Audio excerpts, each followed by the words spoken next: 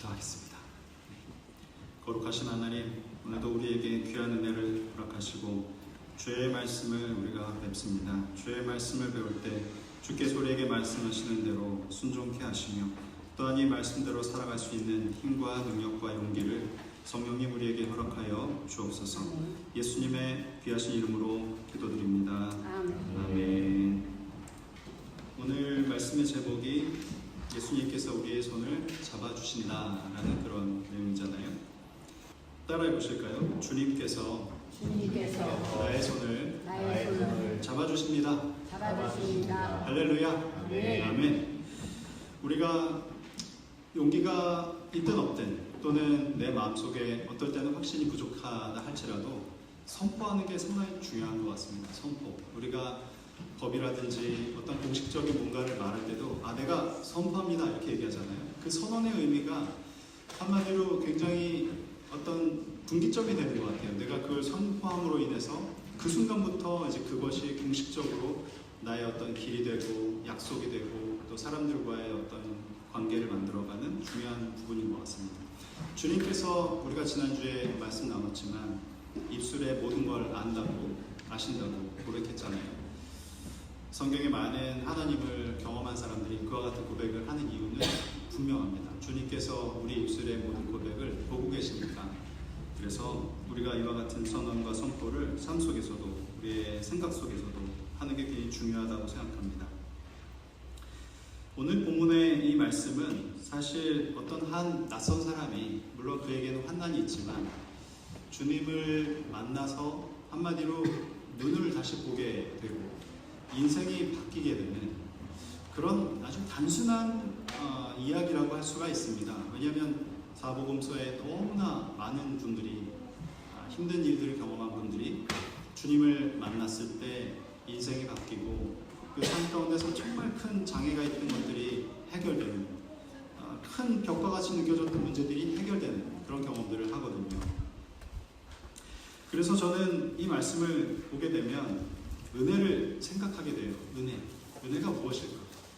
과연 은혜라는 것이 나에게 어떤 의미이고 성경에서 우리에게 보여주는 것이 무엇일까? 은혜에 대해서 생각을 하게 됩니다. 은혜하면 또 제가 늘 떠올리는 말씀은 에베소서 2장 8절 말씀인데, 너희가 그 은혜를 인하여 믿음으로 말미암아 구원을 얻었나니 이것이 너희에게서 난 것이 아니요 하나님의 선물이라. 이게 너무나 아주 은혜하면 떠오르는, 자동적으로 떠오르는 그런 말씀이거든요. 하나님의 선물이라. 우리가 선물을 기대하고 받을 때 내가 선물에 대해서 결정하지 않잖아요. 선물은 주는 분이 결정하는 겁니다. 나는 받는 거죠. 물론 억지로 졸라가지고 자꾸 그런 걸 보여줘서 그 사람이 그걸 준비하게 만들 수는 있지만, 그런 경험들이 있으신가 보다. 그렇지만 선물이라는 거는 원래는 나는 그걸 받을 수 있을까 없을까 그냥 기대하는 마음은 있을 수도 있고 잊어버릴 수도 있지만, 그걸 준비하는 사람이 설레이는 마음으로 또 그분을 생각하면서 준비하고 준단 말이에요. 그런데 성경에 보니까 이 은혜가 그렇다는 겁니다. 그야말로 그 말씀대로 오늘 이 사람은 예수님을 만나서 은혜를 입었죠. 그리고 마치 선물을 받듯이 그의 여러 가지 문제와 그의 인생의 길이 바뀌게 되는 거예요. 그리고 또 은혜를 우리가 생각하게 되면 저는 늘 떠오르는 게 우리의 다음 세대나 자녀들, 그들이 이 은혜를 경험하면 좋겠다. 이제 그런 생각을 늘 하게 되는 겁니다. 시편의 70편 5절의 말씀을 보면 이 말씀을 제가 읽어드릴게요. 나는 가난하고 궁핍하오니 하나님이여 속히 내게 임하소서. 주는 나의 도움이시오 나를 건지시는 자시오니 여호와여 지체치 마소서. 이 말씀뿐만 아니라 시편의 말씀에 너무나 많은 그 기도 가운데 이 하나님의 은혜를 간절히 구하고 있단 말이에요.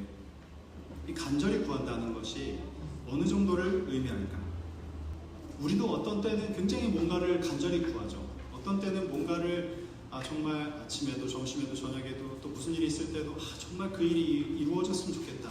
그 일이 정말 되면 좋겠다. 성경에도 보면 그런 간절한 마음을 가지고 은혜를 구한 사람들이 많이 나옵니다. 제가 한 번 더 소개시켜드리면 마태복음 15장 26절부터 27절 말씀, 한번 이 말씀은 좀 찾아서 읽어볼까요? 마태복음 15장 26절부터 27절의 말씀. 시작. 여자가 와서 예수께 절하며 그르되 주여 저를 도우소서. 대답하여 가라사대 자네의 떡을 취하여 개들에게 던짐이 마땅치 아니하니라. 여자가 이르되 주여 올소이다마는 개들도 제 주인의 상에서 떨어지는 부스러기를 먹나이다 하니. 아마 이제 이 말씀을 보시면 좀 충격을 받으시는 분들도 계실 수 있으리라고 저는 생각합니다. 왜냐하면 예수님께서 자녀의 떡을 취하여 개들에게 던짐이 마땅치 아니하니라. 이 말은 곧 내가 왜 너를 도와야 되는데 이렇게 말씀하시는 느낌이거든요. 그러니까 이건 예수님의 어떤 그 다른 분들을 대할 때 느낌과 너무 다른데 이렇게 대하실 수 있어요. 그런데 여러분들이 말씀을 보실 때 그 예수님께서 하시는 말씀에 대하여서 생각하셔야 될 부분이 하나 있는데 뭐냐면 주님은 그 여인에 대해서 아시는 경우가 많다는 거예요. 그 여인의 지금도 과거도 미래에 대해서도 알고 계신다는 겁니다. 그런데 이 말이 이 여인에게 하나도 장애가 되지 않아요. 이 여인은 자기의 자녀의 문제로 인해서 예수님을 찾아왔습니다. 그리고 예수님께 그 자녀를 고쳐주시기를 부탁했어요. 이 여인은 사실은 이방인이었어요. 유대 사람이 아니에요. 그런데 예수님께서 하신 이 말은요, 유대 사람들이 너무 흔하게 매일매일 이방인들을 향해서 하는 말이었고요. 또 유대인의 남자는 특히나 더 이방인의 여자에 대해서 이런 태도를 많이 취했습니다. 그러니까 예수님이 하신 이 말이 개라는 말을 쓰셨기 때문에 더 이 여자에게 모욕적이다라고 생각하실 수 있겠지만 원래 유대인의 평소의 그런 생각과 태도가 이방인에 대한 늘 이랬다는 것을 저는 말씀을 드리고 싶어요. 그런데 사실 이방인의 입장에서, 이 여인의 입장에서 자기는 지금 곤란해서 예수님을 찾아왔는데 예수님께 나와서 도와달라고 말을 했는데 예수님이 이와 같이 말씀하시면 이방인의 입장에서는 굉장히 좀 모욕적으로 느껴질 수 있다는 거예요. 내가 도움을 요청하러 왔지만 이런 모욕을 감수해야 되나? 이런 생각을 할 수 있다는 거죠. 그런데 27절에 보면 여인이 어떻게 얘기를 하냐면 주여 옳소이다마는, 이 부분이 정말 저는 이해가 안 되는 거예요. 어떻게 이걸 옳다고 말할 수 있을까? 그리고 그 다음의 말이 더 충격적인 거죠. 개들도 제 주인의 상에서 떨어지는 부스러기를 먹나이다. 그러니까 이 말씀은 뭐냐 하면 주님의 자녀들에게 나누어주는 음식들 다 나눠주셔도 괜찮고 종들에게 나누어주시는 음식들 다 나눠주셔도 괜찮고 그러고도 남는 찌꺼기, 그러고도 남는 부스러기의 은혜라도 있으면 저에게 달라는 거예요. 이 정도의 간절함으로 주님께 이 여인이 나갔다는 겁니다. 그러니까 우리가 간절하다라고 생각했을 때 모욕을 참을 수 있다든지 내가 무슨 일이든 감당할 수 있다든지 그런 간절함이 우리 안에서 흘러나오기가 굉장히 쉽지 않다는 거예요. 그래서 이 여인이 결국엔 어떻게 됐을까요? 여인이 주님께 이렇게 말씀하고 나서 주님이 깜짝 놀라시고 그 여인에게 은혜를 베푸시죠. 그리고 이 여인이 원했던 그 부스러기 은혜라 할지라도, 심지어 그 부스러기 은혜라 할지라도 그 딸이 완전히 회복되는 그런 은혜를 경험합니다. 바로 이런 은혜가 저뿐만 아니라 우리 자녀에게도 있었으면 좋겠다. 여기에도 지금 많은 우리 다음 세대들이 있는데 또는 이제 앞으로 그런 가정을 꾸려서 또 자녀를 갖게 될 분들도 계실 텐데 우리가 얻을 그 은혜뿐만 아니라 우리 다음 세대의 이 아이들에게도 이런 은혜가 있었으면 좋겠다. 만약에 여러분들이 한번 상상해 보세요. 사과를 베어 물었는데 사과를 먹었어요. 근데 그 사과가 너무 맛있어. 그쵸? 그런데 그 너무 맛있는 사과를 자녀에게 설명해 주는 거예요. 이 사과의 맛은 이렇고 이 사과는 맛이 너무 좋아가지고 또 먹고 싶고 이런 어떤 새콤하고 달콤하고, 근데 그 음식의 맛을 우리가 아무리 설명해도 그 아이가 그 음식의 또는 사과의 맛을 느낄 수 없다는 거죠. 느낄 수 없다는 겁니다. 믿음도 은혜도 그와 같다는 거예요. 가장 좋은 방법은 뭘까요? 내가 먹던 그 사과를 나눠주는 거예요. 그리고 그 아이가 그 사과를 맛보면 사과가 이 맛이라는 것을 알 수가 있다는 거죠. 우리가 믿음에 대해서 아무리 강조하고 설명해도 우리의 자녀들이 그 믿음을 얻게 되고 또 주님을 알게 되는 그 과정이라는 것은 이와 같이 그 아이들이 직접 경험하지 않고는 알 수 없는 그런 비결이 있다는 겁니다. 그래서 이 은혜에 대해서 생각한다면 내가 받을 은혜뿐만 아니라 우리의 자녀들이나 우리 다음 세대에도 이 은혜와 하나님의 그에 대한 믿음이 계속해서 흘러갔으면 좋겠고 그 아이들도 그걸 알았으면 좋겠다라는 생각이 드는 거예요. 제가 왜 이렇게 장황하게 이제 얘기를 하냐면 사실 대한민국의 이제 교회 복음화율이 뭐 20%다, 25%다 이렇게 얘기를 하지만 청소년이나 20세 이후의 그런 청년들의 경우에는 복음화율이 많이 낮아요. 뭐 한 3%에서 4%로 얘기를 해요. 그러면 3, 4%라고 얘기를 하게 되면 우리가 선교사님을 파송하는 미전도 종족이나 또는 말하자면 기독교가 없는 그런 국가들은 2% 이하로 보거든요. 그러면 그렇게 얘기한다면 청소년들의 그런 복음화율은 거의 미전도 종족과 같다고 볼 수 있는 거예요. 왜 그럴까요? 우리가 아이들에게 이 믿음을 계승하고 전승하는 그 과정이 정말 쉽지 않다는 것을 이런 어떤 비유를 통해서 보게 됩니다. 그래서 성경을 볼 때 이런 기적이나 이런 은혜나 예수님을 만난 사람들이나 성경에 보면 다 그런 사람들만 나오잖아요. 그렇지만 이 은혜가 너무나 귀하고 우리 삶 가운데서 이 믿음을 경험하고 주님을 만나는 일이 너무나 귀한데 이와 같은 일이 나에게뿐만 아니라 우리 다음 세대에도 이어지는 일이 얼마나 중요한가 계속해서 그런 생각들을 하게 되는 거죠. 여러분 오늘 이 말씀을 보게 되면은 벳세다의 이 사람이 어떻게 보면은 참 신기한 사람이에요.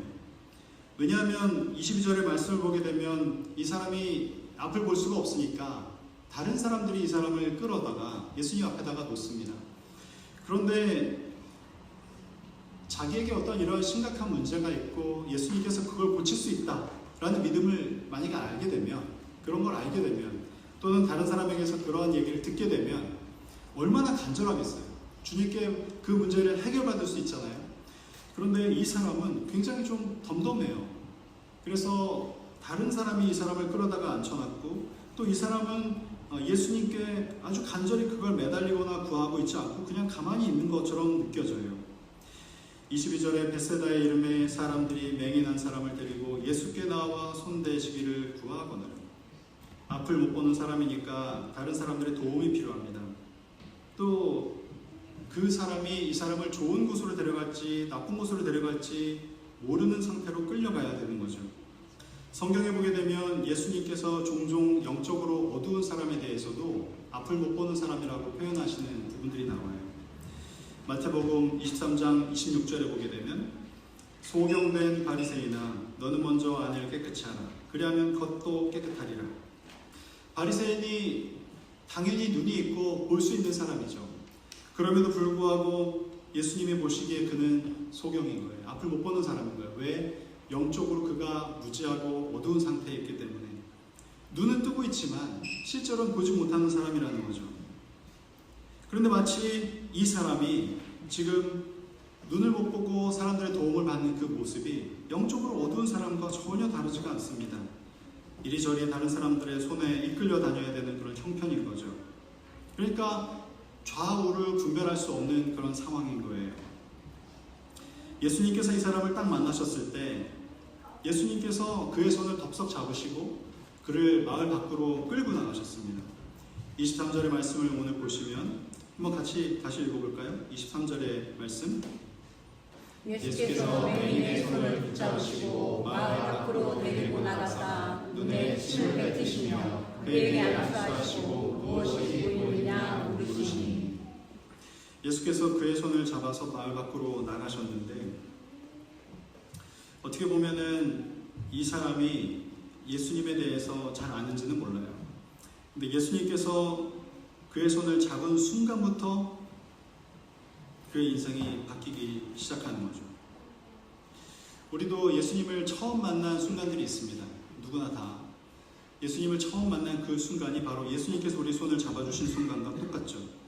누군가에게서 예수님에 대해서 소개를 받았던지 또는 친구의 소개로 교회에서 처음 예수님에 대해서 알게 됐든지 구원의 그 소식을 처음 접했던 그 순간들이 있어요. 사실 이 사람이 예수님의 손을 뿌리칠 수도 있고 또 예수님의 그 손길을 잡은 채로 묵묵히 따라갈 수도 있는데 이 사람은 묵묵히 이 사람은 예수님을 따라갔어요. 예수님께서 많은 사람들이 앞에 있었고 또 그 사람들 앞에서 이 사람을 고칠 수도 있었지만 사실 예수님이 이 사람들을 볼 때 그들의 의도들이 다 다를 거 아니에요. 어떤 사람은 이 맹인을 정말로 걱정한 사람도 있고 또 어떤 사람은 구경을 하기 위해서 그 자리에 있는 사람들도 분명히 있었을 거예요. 그런데 왜 예수님께서 그 사람들 앞에서 이 사람을 고치지 않고 이 사람을 이끌고 마을 밖까지 나가셨느냐? 성경에 자세히 기록을 하고 있지를 않습니다.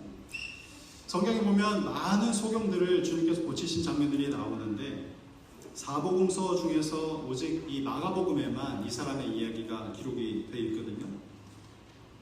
그리고 주님께서 이 사람을 밖으로 끌어내신 다음에 오직 그 한 사람의 치료에만 집중을 하세요. 그리고 23절에 보게 되면은 눈에 침을 뱉으시며 그에게 안수하시고 이렇게 얘기를 하십니다. 그러니까 예수님께서 이 사람을 고치실 때 눈에 침을 뱉으시고 안수를 하셨다라는 거예요. 그런데 예수님께서 눈을 못 보는 사람들을 다 이런 방식으로 고치셨느냐? 또 그렇지가 않아요. 어떤 사람은 내 믿음이 너를 구원하였느니라 라는 말씀을 하실 때 눈이 열린 사람도 있어요. 또 어떤 사람은 땅에 침을 뱉으셔서 흙을 뭉치신 다음에 그 사람의 눈에 바르시고 실로암 못에 가서 씻으라고 말씀하신 사람도 있어요. 또 어떤 사람은 그냥 안수만 이렇게 해주셨는데 눈이 열린 사람들도 있다는 거죠. 그럼 한번 생각해 보시기 바랍니다. 만약에 예수님께서 눈을 이렇게 고쳐준 사람들이 다 한자리에 모였다고 생각해 보세요. 그러면 그 사람들은 다 각자의 그런 예수님과의 체험이 있잖아요. 이 사람은 안수를 받고 이 사람은 실로암 못에서 씻고 또 이 사람은 이렇게 해서 고치셨는데 그러면 그 사람은 자기의 은혜를 이야기할 때 아니야 예수님은 눈을 고치실 때 이렇게 하셨어 라고 말할 수 있어요. 그런데 또 다른 사람은 아니야 그게 아니고 예수님은 저기 못에 가서 씻으라고 하셨어. 그때 눈이 열렸다고. 자기의 체험은 절대적인 거잖아요. 그래서 그 사람은 그 체험을 얘기할 수밖에 없는 거예요. 그러나 제가 드리고 싶은 말씀은 뭐냐면 은혜라는 것이 각 사람에게 다르게 임한다는 것입니다. 내가 이 사람의 이야기를 들으면 이 사람의 은혜가 커 보이고 내가 또 이 사람하고 얘기해보면 이 사람의 은혜가 진짜인 것 같고 또 은혜를 아직 경험하지 못한 사람은 이게 더 진짜 같은데 이게 더 화려한데 이게 더 좋아 보이는데 말할 수는 있다는 거예요. 그러나 이와 같이 각자의 은혜를 경험한 사람들도 다 다른 은혜의 체험이 있다는 것입니다. 그러니까 우리는 교회에도 다양한 은혜를 경험한 사람들이 함께 모여서 신앙생활을 해요. 그러나 다른 사람이 경험한 은혜, 다른 사람이 주께 받은 은혜에 대해서 부러워할 이유가 하나도 없는 거예요. 하나도 없습니다. 왜냐하면 주님께서 각 사람에게 예비하신 은혜가 있거든요. 우리 한번 말씀을 한번 찾아보겠습니다. 에베소서 4장 7절의 말씀. 에베소서 4장 7절. 우리 각 사람에게 그리스도의 선물의 분량대로 은혜를 주셨나니. 여기 말씀하신 대로 각 사람에게 그리스도의 선물의 분량대로 은혜를 주셨다고 했습니다. 이 은혜라는 것은 반드시 여러분들이 아파야만 또는 어떤 문제가 있어야만 경험하는 것은 아니에요. 우리는 정말로 다양한 은혜를 경험합니다.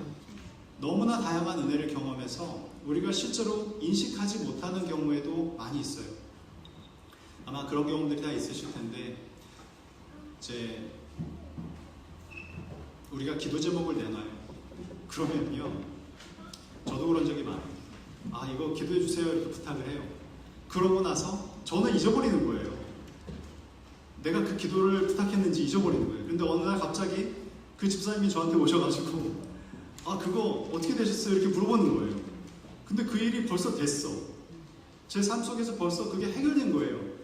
그래서 그게 해결됐다고 말씀드리고 그제서야 저는 깨닫는 겁니다. 내가 그때는 그랬었는데 그때는 그 문제가 심각해서 부탁드렸었는데 지나고 나니까 그 문제가 다 해결됐고 나는 망각하고 있었구나. 그만큼 우리가 삶 속에서 경험하지 못하는 망각하는 또는 우리가 간구하고도 응답받고도 잊어버리는 은혜가 많이 있다는 거죠. 여러분 더 큰 은혜를 사모하시기를 축복합니다. 우리가 어떤 작은 일, 큰 일 상관없어요. 그러나 중요한 것은 다른 이에게가 아닌 나에게 주신, 나만에게 주신 그리스도의 선물의 분량대로 주어지는 은혜가 있다는 것, 여러분 꼭 기억하시기를 축복합니다. 또 이분을 고치실 때 좀 다른 특별한 것들이 있다면 뭐냐면 예수님께서 2번 안수하셨다는 거예요. 예수님께서 이미 한 번 안수를 하셨어요. 그런데 그의 눈이 완벽하게 보이지 않았습니다. 왜 한 번에 보이지 않았을까? 다른 말씀에 다른 분들을 고치셨던 그런 기록들을 보게 되면 어떤 느낌이냐 하면 예수님께서 선언하실 때, 고치실 때, 안수하실 때 그냥 번쩍 그들이 눈을 뜨고 갑자기 회복되는 그런 느낌을 받아요. 말씀 안에서 그렇다는 거죠.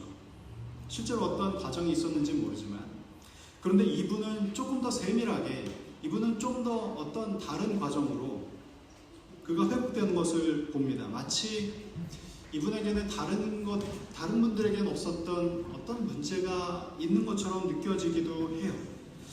그래서 혹시 이런 이유 때문에 주님께서 사람들을 떠나서 이분을 고치는 데 집중하셨는지도 모르겠다는 생각을 하게 됩니다. 24절에 보니까 이렇게 되어 있습니다.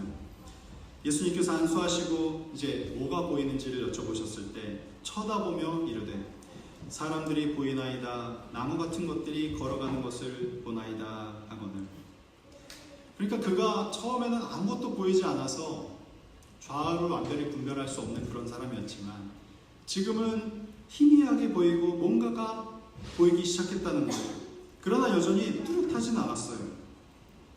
이 말씀을 보면서 느끼는 건 뭐냐면 마치 우리가 영적인 어떤 주님을 만나서 구원을 얻고 새로운 삶이 시작되어졌을 때 우리가 아직 영적인 눈이 떴지만, 영적으로 눈을 뜨긴 했지만 성숙하지는 않은 마치 그런 단계처럼 느껴진다는 거죠.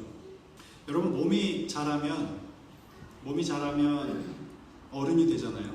점점 성장해서. 그런데 영혼은 어떨까요? 우리의 영혼은 어떨까요? 몸은 자라서 자연스럽게 어른이 될 수 있지만 우리의 영혼은 조금 다릅니다. 시간이 지나도 스스로 성숙해지고 어른이 되지 못해요. 그러니까 몸은 자랐지만 어른이 됐지만 영혼은 아직 어릴 수 있다는 거예요. 어린아이와 같은 상태로 남아있을 수 있다는 것입니다. 이거를 좀 다른 말로 영적 미성숙이라는 말을 쓰기도 해요. 히브리서 말씀을 보게 되면 오랜 세월이 지났고 또 주님을 안 지가 오래됐지만 여전히 미성숙한 그런 성도들에 대해서 이렇게 말을 하고 있는 장면이 나와요. 히브리서 5장 12절의 말씀 한번 제가 읽어드릴게요. 때가 오래므로 너희가 마땅히 선생이 될 터이니 너희가 다시 하나님의 말씀의 촉구가 무엇인지 누구에게 가르침을 받아야 할 것인지 젖이나 먹고 단단한 식물을 못 먹을지가 자가 되었도다. 그러니까 어린아이일 때는 우리가 이유식을 먹고 몸을 점점 튼튼히 하고 성장하는데 만약에 30대가 되고 40대가 되고 50대가 됐는데도 우리가 이유식을 먹어야 한다면 어떨까요? 보통은 우리가 어른이 되면 더 이상 가리는 것도 없고 이제 뭐든지 함께 먹을 수 있는 그런 성숙한 나이가 되잖아요. 그런데 영적으로 어릴 때에는 우리가 이와 같이 몸은 그렇지만 영적으로 어릴 때는 여전히 어린아이와 같이 말씀을 취해야 된다는 거예요. 히브리서에서는 지금 이 말씀을 하고 있는 거예요. 그러면 안 되겠죠. 그런데 영이 우리에게 자랄 때는 반드시 필요한 게 있는데 그것은 뭐냐 하면 바로 주님께서 우리와 늘 동행하시고 또 주님께서 우리를 연단시키신다는 것입니다.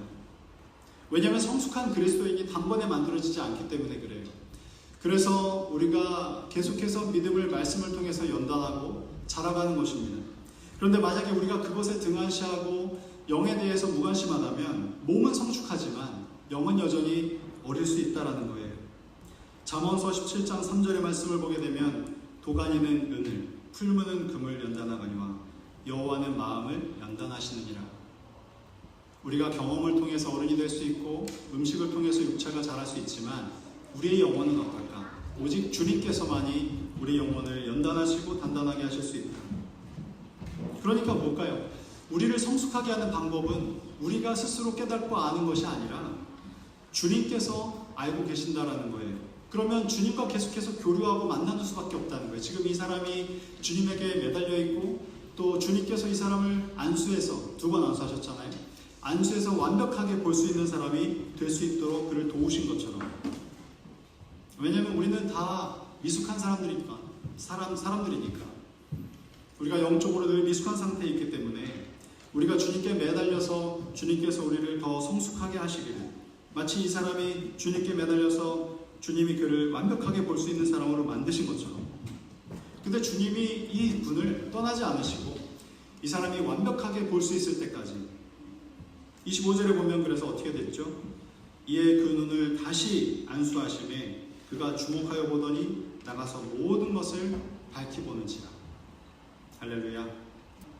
그러니까 이 사람은 처음에 아예 못 보는 상태로 왔지만 정말 주님을 만나서 어떻게 보면은 새로운 삶, 새로운 생명이 시작된 거나 다름이 없죠. 그리고 이제 그는 모든 걸 스스로 볼 수 있는 수준이 된 거예요. 자, 이제 이 사람이 보게 됐으니까 어떻게 됐을까요? 이제 볼 수 있으니까는 뭐든지 할 수 있잖아요. 다른 사람의 도움이 필요해요, 안 필요해요?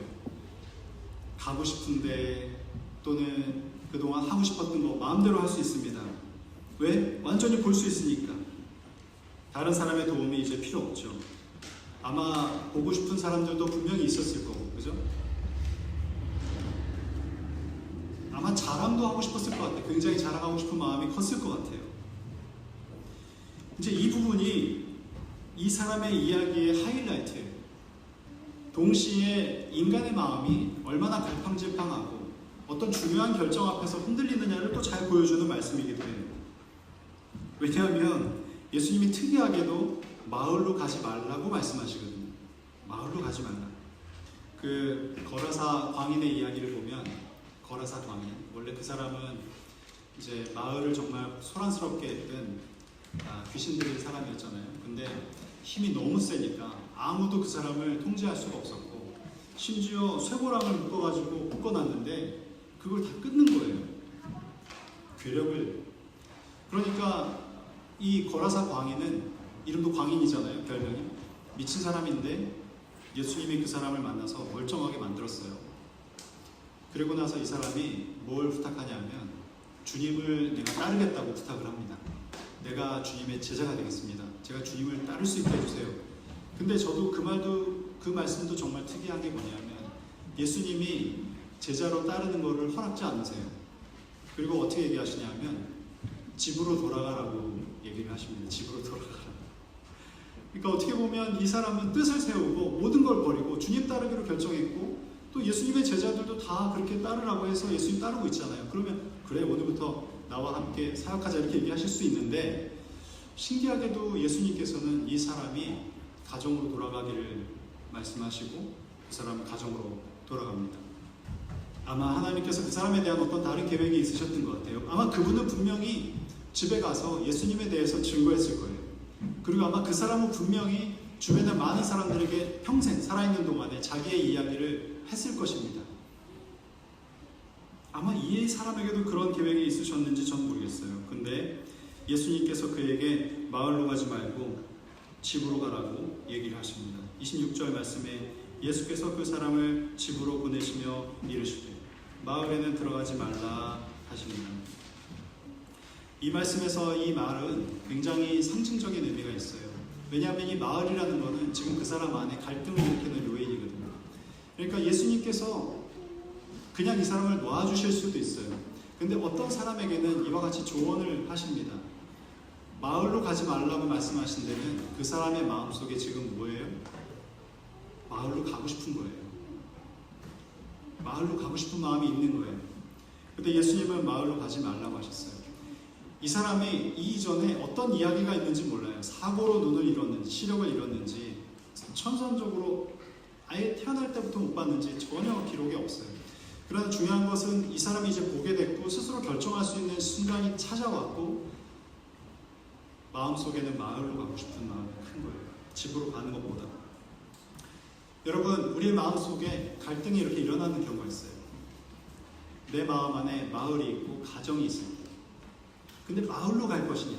사실은 마을로 가고 싶은 마음이 더 커요. 거기에 뭔가 좋은 게 있는 것 같아요. 이 사람이 좋아하는 친구가 있을 수도 있고. 그런데 주님은 그쪽으로 가지 말라고 하시는 거예요. 여러분, 그와 같이 나와의 뜻과 하나님의 뜻이 충돌할 때 정말 나의 믿음의 스토리가 시작되는 거예요. 그때가. 그 이전까지는 이 사람도 다른 사람의 손에 이끌려 다녔잖아요. 그죠? 주님이 손을 잡아서 이끌어 주실 때가 더 편했잖아요. 나는 못 보니까 이쪽으로 끌면 이쪽으로 가고 저쪽으로 끌면 저쪽으로 가는 영적인 무지한 그런 순간들. 그런데 주님이 이제 우리를 성장시키시고 성숙해지셔서 우리가 어떤 마음이 드냐 하면 이제 그게 어떻게 보면 교만이라고도 할 수 있는데 우리가 성숙해졌다고 느껴질 때 내가 스스로 결정할 수 있다고 느껴지는 순간이 와요. 근데 그때가 바로 이 사람이 결정하는 요 순간의 위기입니다. 위기. 마을로 갈 것이냐 집으로 돌아갈 것이냐 아무도 몰라. 내가 결정할 수 있는 순간이고 아무도 뭐라고 하지 않아요. 우리의 믿음의 스토리가 시작되는 지점. 우리 아이들도 마찬가지겠죠. 우리 아이들이 지금은 어리지만 언젠가는 독립하게 됩니다. 그죠? 그래서 복음화율이 낮아지는 거예요. 부모가 데리고 다닐 때는 괜찮아요. 근데 그 아이들이 독립하는 순간 스스로 결정할 수 있는 이 사람과 같은 상태가 되는 거예요. 그러면 집으로 갈 것이냐 마을로 갈 것이냐 선택의 기로에 놓이는데 98%가 어딜 고르냐고요? 마을로 간다는 거예요. 하나님을 놓는 거예요. 그 어린 시절에는 부모님 따라서 손에 이끌려서 가고 뚜렷이 안 보일 때에도 예수님 하시는 대로 따라가고 그런데 이제 또렷이 보이는 거예요. 좌우도 분별할 수 있어. 내가 스스로 결정할 수 있고 아무도 터치 안 해. 그러면 98%가 마을을 선택한다는 겁니다. 이게 우리의 현 주소라는 거예요. 여러분 자녀를 강하게 키우시기를 주님의 이름으로 축복합니다. 너무 온실에서 키우시면 안 돼요. 왜일까요? 온실에서 키우면 결국에는 그 사회를 20살 때 경험하는 거예요. 그러면 마을을 고르게 됩니다. 정답은 없어요. 정답은 없지만 중요한 것은 그겁니다. 우리가 어떤 말을 통해서 어떤 커리큘럼을 통해서 그 아이들에게 믿음을 계승할 수 없다는 거예요. 성령님께서 그 아이들을 만져주셔야 됩니다. 주님께서 그 아이들을 찾아오셔야 됩니다. 할렐루야. 그 아이들의 삶 속에 역사하셔야 돼요. 그 아이들을 만져주셔야 돼요. 그 한 번의 경험이 절대로 잊혀지지 않습니다. 그리고 마을이냐 가정이냐를 결정해야 되는 순간이 찾아왔을 때 가정을 선택한다는 거예요. 주님이 말씀하신 방향을 택한다는 거예요. 그거는 부모님 때문이 아니에요. 어떤 좋은 학교를 나와서가 아니에요. 여러분 신학교를 나와도 소용이 없어요. 마을을 선택할 것이냐 가정을 선택할 것이냐 주님이 말씀하신 방향을 택할 것이냐 세상의 길을 택할 것이냐 주님께서 만져주셔야 돼요. 주님께서 손을 잡아주셔야 돼요. 그 한 번의 경험, 그 은혜의 순간. 그래서 아까 제가 그렇게 장황하게 말씀을 드렸어요. 그래서 여러분 이제 말씀을 정리하려고 하는데 우리가 이제 이 말씀을 여러분들이 묵상을 하시게 되면요, 그냥 단순한 어떤 한 사람이 참 이 사람 좋겠다 이렇게 생각할 수 있는 이벤트잖아요. 그런데 그게 끝이 아니고 이 사람의 이야기 속에서 나의 믿음의 상태를 돌아볼 수가 있어요. 뭐죠? 나는 영적으로 무지한 상태인가? 그죠? 다른 사람의 손에 이끌려 다니는 상태인가? 우리는 영적으로 무지한 상태인 건 저도 마찬가지고 인정합니다. 그러나 우리가 그와 같은 상태인지 아니면 우리가 주님을 경험하고 주님의 은혜를 맛본 사람으로서 희미하게 그냥 흐리멍텅하게 보고 있는 것인지 사람이 나무 토막처럼 보이고 있는 그런 상태인지 그러나 그 상태 역시도 좌우를 잘 분별하지 못하는 상황인 거예요. 그러니까 우리가 교만할 이유가 없어요. 겸손해야 합니다.